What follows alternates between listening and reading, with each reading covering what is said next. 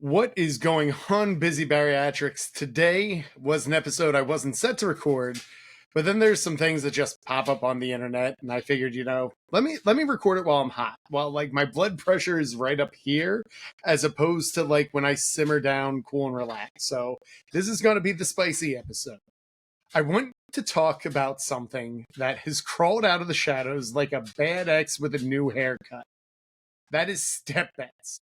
You know the ones where you drop $40 into a pot, hope your knees don't give out before your dignity does. You end up pacing your living room like a hostage to your Apple Watch, praying for 10,000 steps before midnight, and suddenly you're in your kitchen doing desperate lunges or out in your driveway doing wind sprints because you need to get that last 1,000 steps. Here's the thing, though. I've been seeing this pop up again in the bariatric world, and this is not new.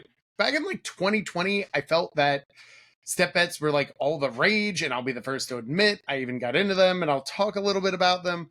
And I have to tell you, it is horrible. It's like every 4 years, we see the dumbest things appear that we were convinced we were done with. Like we're done, and then it's like, oh, we're back to this. We're doing this again. This is showing up again.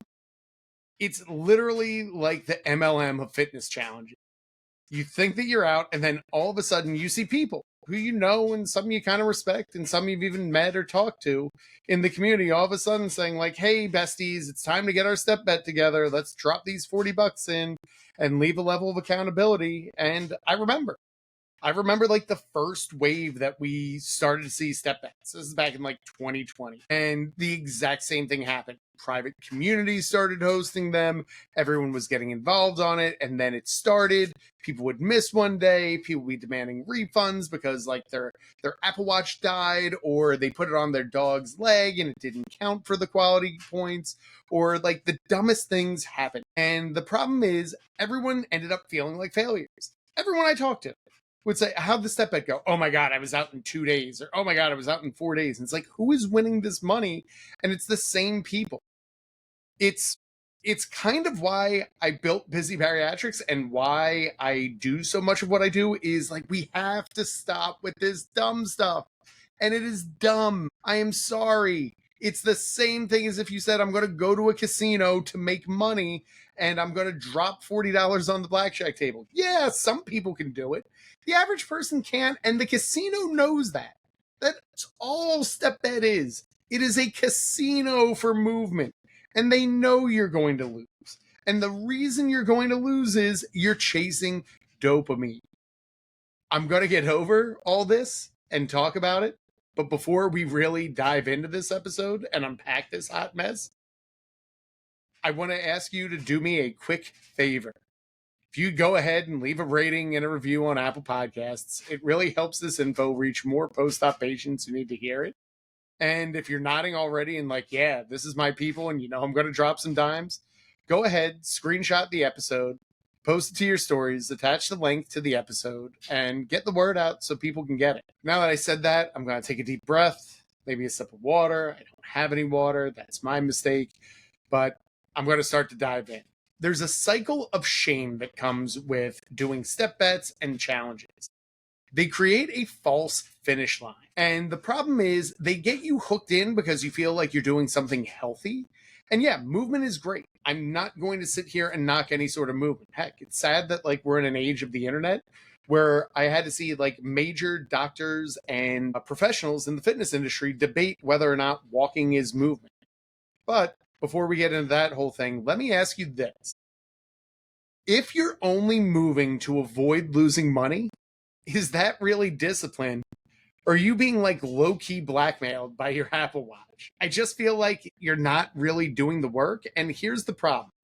These bets start as motivation, and then it slowly turns into morality. You miss a day, and suddenly your brain's telling you that you're lazy, you're inconsistent, and you're broken. And that's not true. I see so many good people doing step bets, and they all of a sudden feel like they're horrible because they missed their step bet. And it's not true. The problem is, though, it feels true. And that's how shame can hijack behavior. The worst thing that can happen from this is you're going to prioritize frantic steps over focused strength. You're going to replace intentional movement with calorie chasing chaos. And that's not really fitness. That's digital hamster wheeling. I remember seeing it in so many, and like every now and then I'll have clients like that want to do step bets, and it's like you're barely getting to the gym 3 days a week. You're going to try to add more, and we're barely hitting the basics that we need to hit. That's why one of the main tenets that we preach in Busy Bariatrics is more is not better. Better is better. And let me give you a couple examples from real clients that can actually give you an idea of why this happened. I'm going to change their names because I kind of talked to them about it, but I also didn't fully get an official one. So they might know this, but at the same time, I'll leave it anonymous enough so everyone feels safe. So let's call this client Francine. I don't think I've coached Francine. So they came into their program, in our program, thriving in her step bet streak, and she hadn't missed a day in months. But you know what else she hadn't hit? Any of her macros, her protein, her resistance training, her goals. And I can usually just tell when clients come in and they have to almost like preach like, I hit my step goal every day. And it's like their first lead forward. It's like, okay, cool. This is our nutrition kickoff call. I just want to get an idea of what you're doing with your eating. And it's like, no, but I do this. And I'm like, I get that. And I think one of the best things we do in Busy Bariatrics is we take everything that we're doing for a client, and then we say like, okay, this is what we need to continue doing. This is what we need to stop doing. This is what we need to do more of, less of, and do that whole deal. So anyway, back to Francine. She's moving more than ever, but nothing's changing. And she keeps saying like, I can't get my weight down. I can't get my weight down. I can't get my weight down. And the problem is she's relying too much on building output instead of outcomes. And the problem with output over outcomes is you're kind of chasing like, I'm tracking my macros every day. Okay, well then if you're tracking your macros every day, you probably should be losing about a pound a week. And that's just science, research data. If you were tracking them for fat loss purposes, realistically, half a pound to a pound per week is what you can tend to see. So when clients are like hell-bent of, I've been hitting my macros for this whole time, there's either something wrong with how we're tracking our macros, or you're doing the process, but you're not really analyzing it and doing it to a level that gets the attention that it needs to desire the outcome. Another client that we had, I'll call him Tom. It's female, but we'll turn it into a boy for this one, so it's anonymous. But they felt bad because they missed their step goal for like 2 days in a row. And when I looked over their tracker, they're crushing like 4 lifts a week. Their meal prep is good. Their macros are like dialed in. I'm looking at their food and it's perfect. They're showing up in our group chat and they're like balanced and they seem well. And then I look in Chronometer and I'm like, wow, they lost like 2-3 pounds the last couple of weeks. And they're like, yeah, but I missed my step goal. And the problem is like you're chasing steps and you're kind of waving away every other piece of success. What we try to do for our clients is develop this ecosystem where everything kind of works together, but nothing really dominates. And it's like kind of just this perfect flow of everything.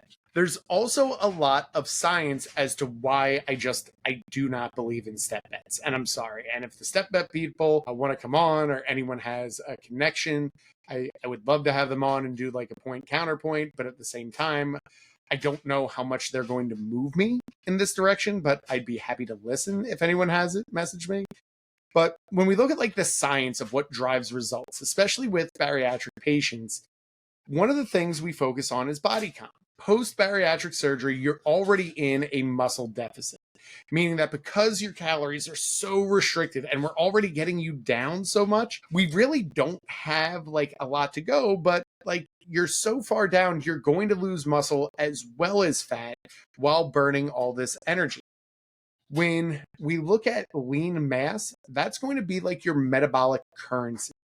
If you lose enough of it and you're stuck in a smaller body that still struggles to burn, that's where you see people that are like eating less and they're just not seeing changes. It's because like, first off, your body doesn't have enough fuel to operate, so it's holding on to everything. But you've also kind of gotten it that like you don't have any muscle to make your physique look proper, so you kind of get that skinny fat look.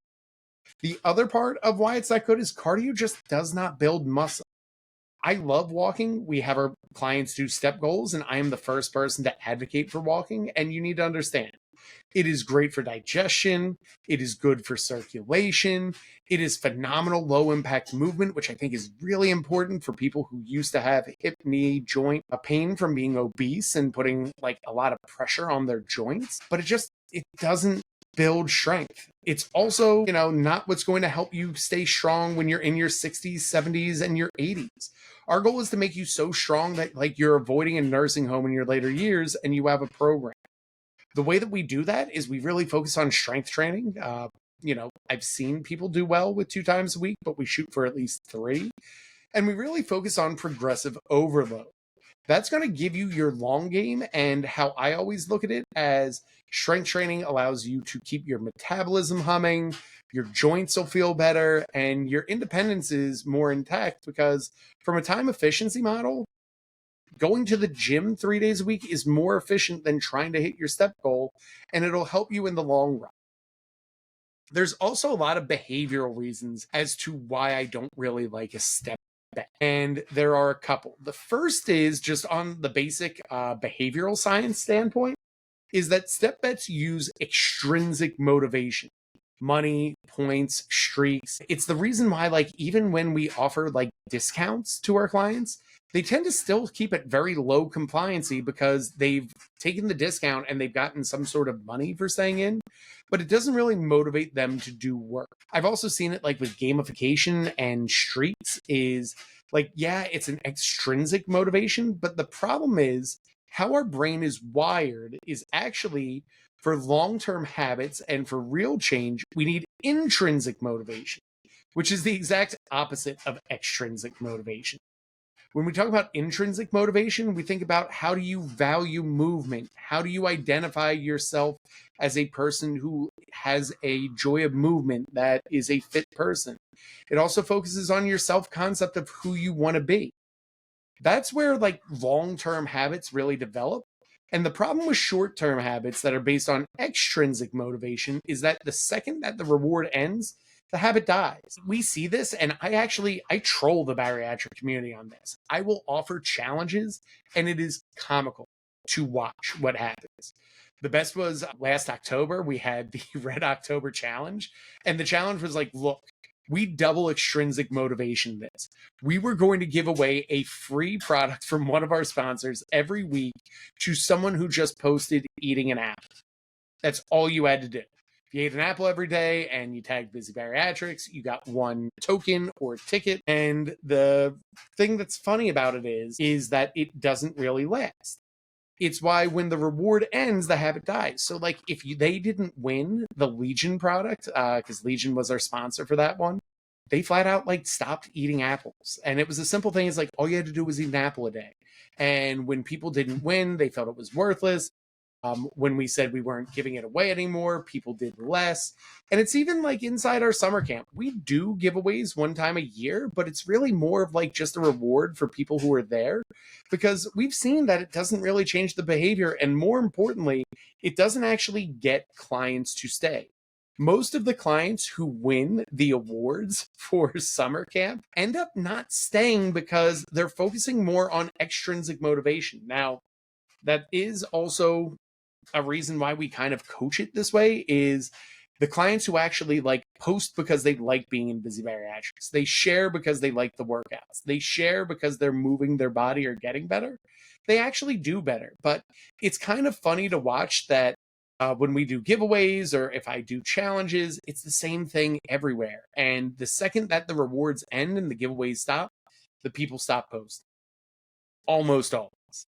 Every summer camp, we'll do a week or 2 of like, hey, post online for this, that, and you get a chance to win this thing. And the next thing you know, the second the giveaways stop, the second they stop talking about Busy Bariatrics. So what really changed? Was it that you were proud of all your accomplishments, the fact that you posted, or that you weren't being given that extrinsic motivation or that extra product that got you to do it? That's kind of what I'm trying to stress with everything.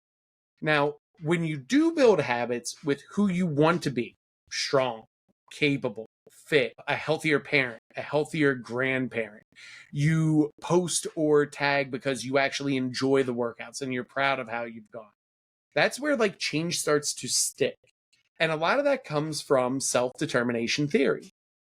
Pretty much self-determination theory says, if you haven't taken like a psych class in a hot minute, it's that habits that last are built on autonomy, mastery, and purpose. Meaning that when the clients actually think of this is something they want to do for themselves, like, hey, I want to increase my step goal, we let them tell it on their form, and that gives them a better chance to win it. If they're doing it because their favorite influencer says we should do it, almost always means you're going to fall off. Mastery. It's sometimes you just have to do the boring work over and over and over and over again so that you don't think about it, but then you also just kind of do it. Final part is like when you have a purpose, when you're doing it for like a watch or a water bottle or some sort of external giveaway. Yeah, you'll do it for that time, but the second that you stop getting the giveaway chance, you stop doing it. If you're doing it for the purpose of like, hey, I'm going to hold myself accountable, or I want my coach to hold me accountable, you do it because you love it and you want to make the change and it makes a difference. You're probably sitting here saying, but Rob, you were the guy who did 15,000 steps a day for 455 days. Didn't you even go back and do some step pets back in the day? And I'm here to tell you, you are absolutely right. There is also a reason why I do not do either day. During my 15,000 steps a day move, I thought that would be what would get me to lose the last 10 to 15 pounds. And all I found was like, I was sick like 3 days and I pretty much was hell-bent on getting it. So I'm on my treadmill. I spent like Christmas morning. I made my kids rush through opening their gifts that year so I could get on the treadmill and walk. And in hindsight, those are terrible reasons to have a 15,000 day step goal. If you are sacrificing time with your family or can't figure out a way to incorporate movement for it, or at least understand that like it's Christmas Day, like maybe you don't have to hit 15,000 steps before noon, there's a problem with that. And I appreciate that my wife actually shared with me that like she thought it was wrong. Like this was not the good thing to do. And the problem was every time that like I'd get close and she'd be like, give it a rest, I'd be like, I feel like a failure. If I don't hit this, I lose my streak. If I lose my streak, how are people going to identify me in the community? And there are some people who are like, aren't you still the guy that does streets? But people now know me as someone who like, I like to lift heavy. I like to have balance. I enjoy my lifestyle. Also, let me give you behind the scenes of like what happens in a step ed. First is they did ask me to host my own challenges. They thought it would be a good opportunity to get money. And then when I looked at it, they don't necessarily pay me, but they're like, if you win, you have a good chance of winning a pretty decent pot if you collect it. But they collect 15% of every pot, which means for every $100, they take 15 off the top. And I get it. It's a business. That's why they have the model, but it's just like a casino. They bet the amount properly so that everyone gets what they need to have. On top of that, while I was in the step goal, they actually started to jack the numbers. So the problem is, if you hit 15,000 steps a day and you're in step bet, they're going to increase your number and say, okay, that's kind of your average. Our goal is to get you to do more, and we're going to increase it. And first off, 15,000 is excessive. We do not make our clients do 15,000 steps. We actually encourage to do significantly less, just because like it doesn't really move the needle like that. But step ed is kind of based on this goal of like, let's do more and more is better. And it's not, but this is what they ended up saying, is that I would roughly have to hit about 20,000 steps on my average days to increase my steps based on what I was already giving them. And that on my like high days where you had to do more, I'd have to get like 30,000 steps. But then on my rest days, I was rewarded if I got under my goal and actually took a rest day, which was at like 12,000 steps, which meant that I would lose my initial streak of 15,000 steps a day. So it was the worst of both worlds. 30,000 steps a day, that's obsessive. 20,000 steps a day, that's not good either. It's way over what you should be doing, no matter where you are in your bariatric journey. And then you're going to lose the streak that they claim they're trying to get you to streak to begin with. It's the worst of both worlds. And the problem is, even in the first 2 days of it, I felt like I was almost scared of everything that was going on. And that's fear-based movement to a T. And that's not how anyone should operate their bariatric journey, their fitness journey, their lifestyle is out of a place of fear. And I see this all the time in the bariatric community.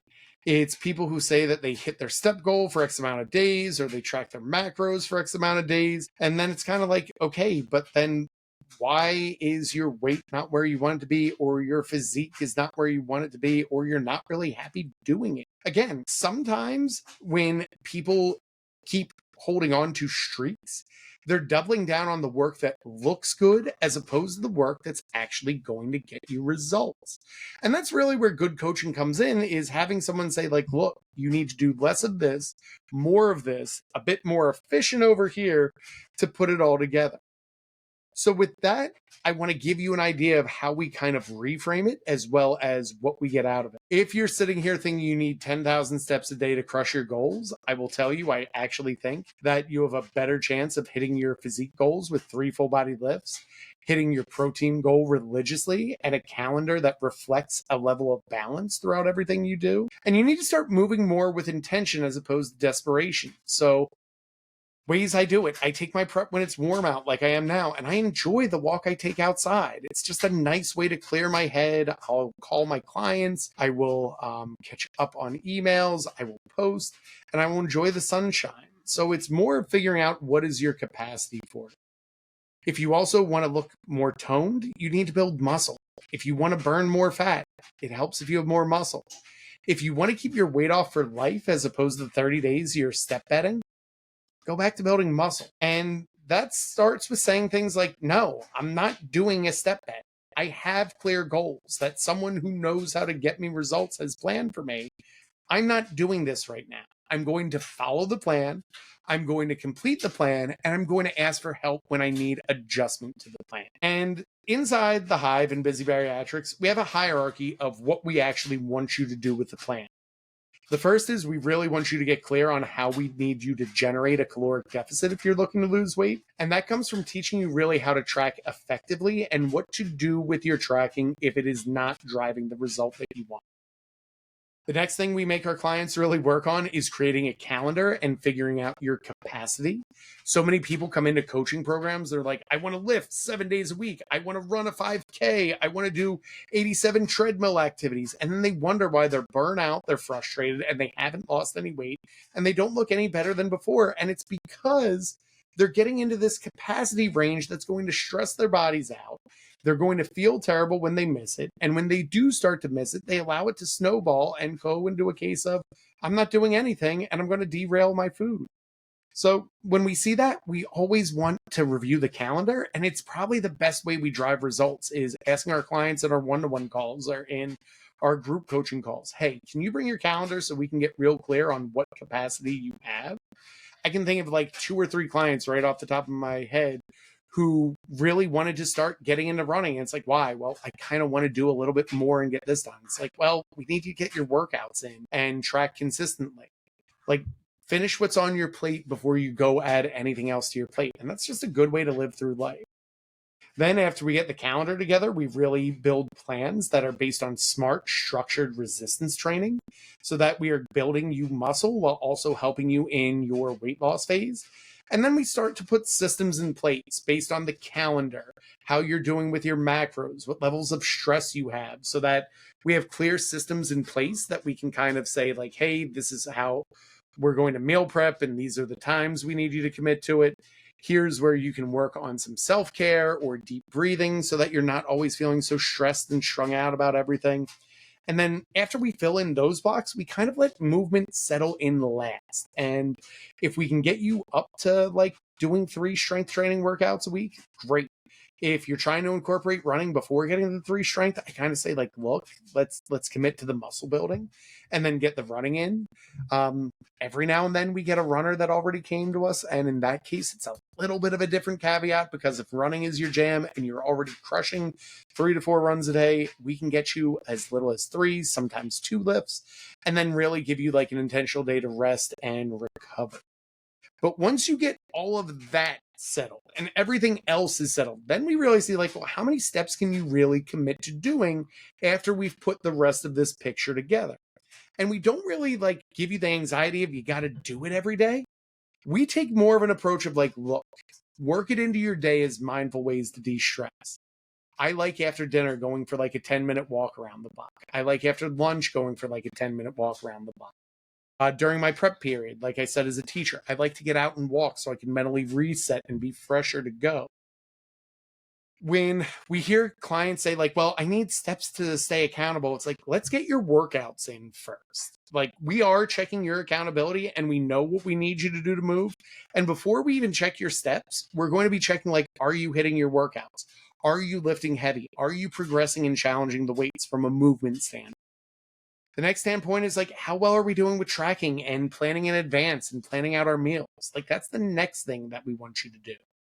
Then, like, putting it all together. Like, if you're someone who's like, well, I just fail and I feel like this is going to be the thing that keeps me accountable, it's not. It's the same reason you struggle all along. So that's why we give you the plan right here, and I've given you the plan.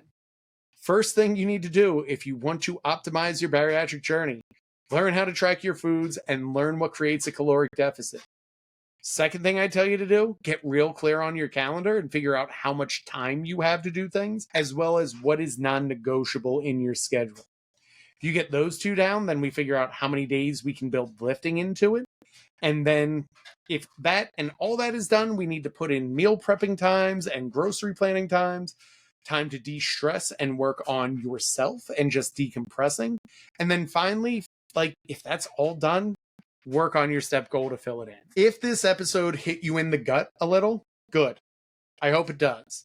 If you're still listening though, and you were upset by this episode, I gotta tell you, there's a part of me that thinks deep down inside, you know I'm right, and you know it's time to change your game. And if you want to change your game, or if you heard this episode and realized, man, Rob is my people and I want to be surrounded with my people, and Rob gets it and I want to be around people who get it, this is the clarion call. We are here for you, and if there is an opening, you can start right away. If not, we will put you on our wait list. And currently, yes, we are waitlisted because of our amazing speakers and everyone else that's going on, but still message me so you get higher on the list. And you can do that by going to busybariatrics.com and apply for the coaching there. And I'll leave a link down in the show notes, or DM me at my weight is history on Instagram and say that I heard this episode and you were my people. How do I join? And here's the thing. If we're even booked, I'll let you be the first to know when we can get you in, or we'll find a way of what you can do while you're waiting to join. Either way, I hope this episode helped, that you understood, and I feel like my blood pressure is finally dropping and we are right at the 30-minute mark. So that means I have done my job for the night. I'm going to go find my water bottle, catch something to drink, and go to bed. But as always, keep getting busy.